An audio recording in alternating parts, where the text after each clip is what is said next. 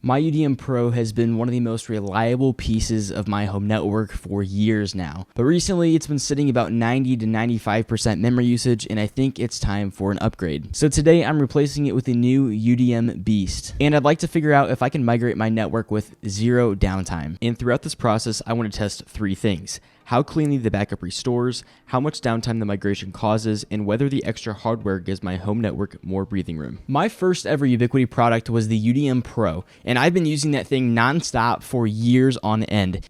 Well, the problem is, as I've grown my network, the load on the UDM Pro has grown exponentially as well. As I've gotten more devices onto my network over the years, the load on my UDM Pro has gotten a lot higher, and we're averaging anywhere from 80 to 95% memory usage. And one of the biggest struggles I've had is that I want to consolidate into one router, and not because I want a single point of failure, but because I want to have an easy way to route between different VLANs and have all kinds of advanced routing between devices. But the problem was my UDM Pro could never hold all of the load of all of those devices with the internet connections I have, the routes I have in place, etc. So today we're taking this to the next level, and we are unleashing the UDM Beast. This is going to be a huge upgrade compared to what I have now. And when I say huge upgrade, I mean it. As you'll see, we can have up to 7,500 clients compared to the 1,000 that the UDM Pro supports.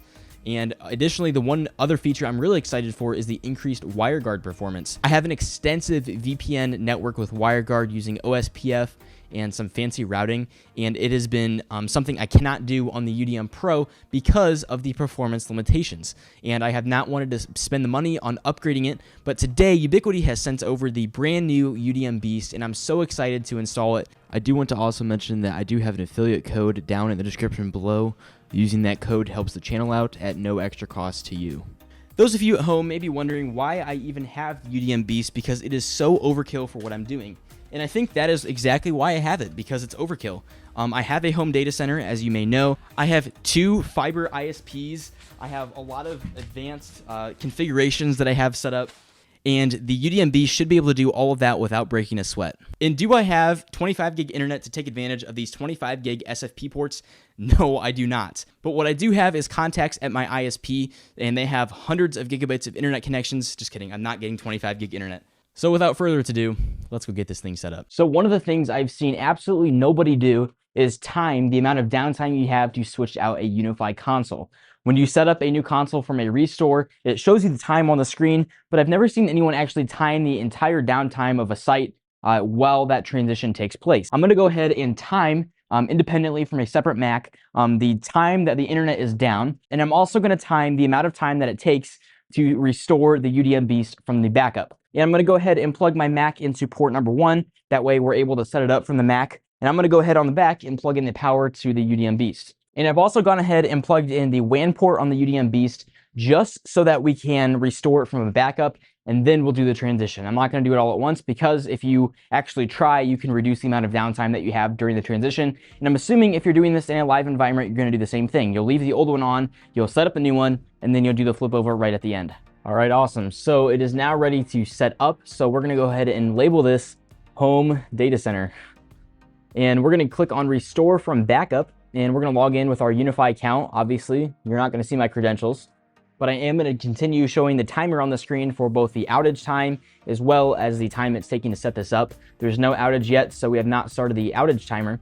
And now that we're logged into our account, we do have a backup from our current console here on May 1st. So we're going to restore all applications and settings and click on Next.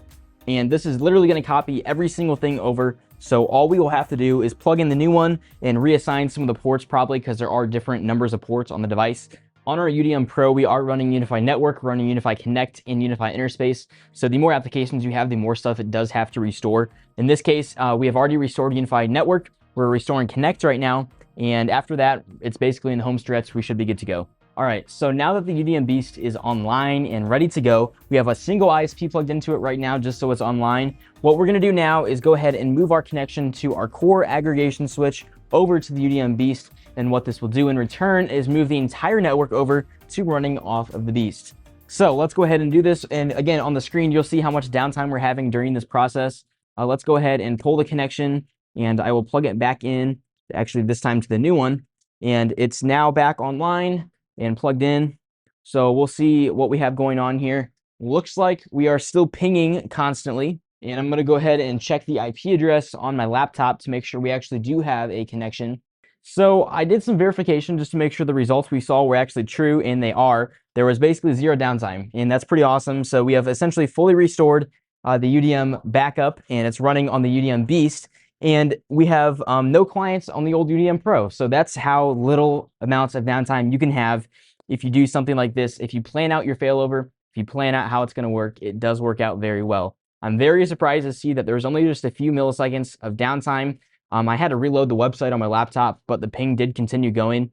So that's pretty cool to see.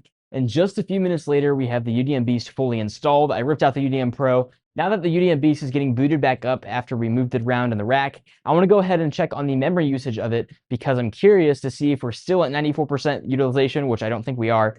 But I do want to see what kind of percent we're at now. This has 16 gigabytes of RAM. The UDM Pro had 4. So there's a significant increase in the amount of RAM, but I'm curious to see how that comes into play with the unified ecosystem. Now that the Beast is running the same hardware configuration as my UDM Pro, I want to see, are we actually noticing better performance?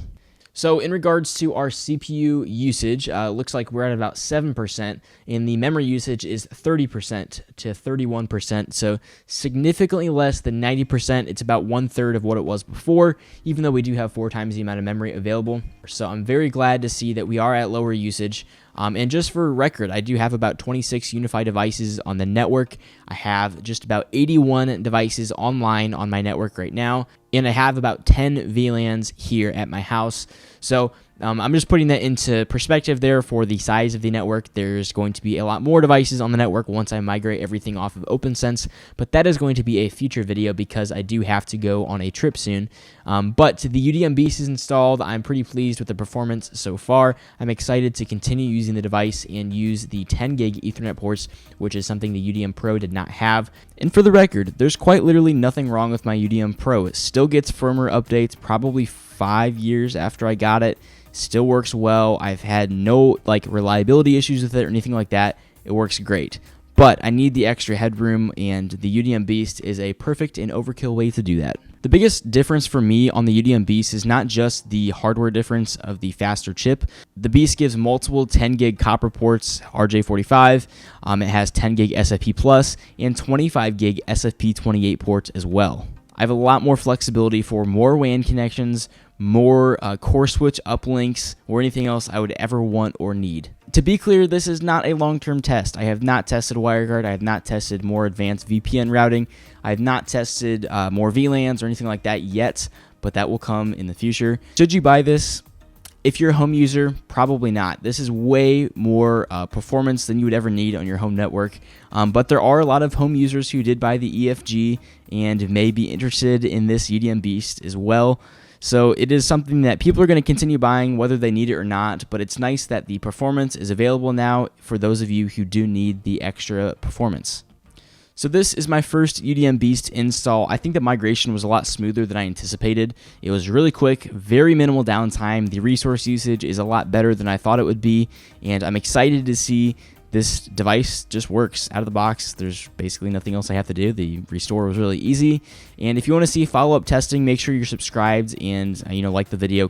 There's more videos coming soon, and I want to thank you guys for watching this video. Have a great day. I will see you all in the next video.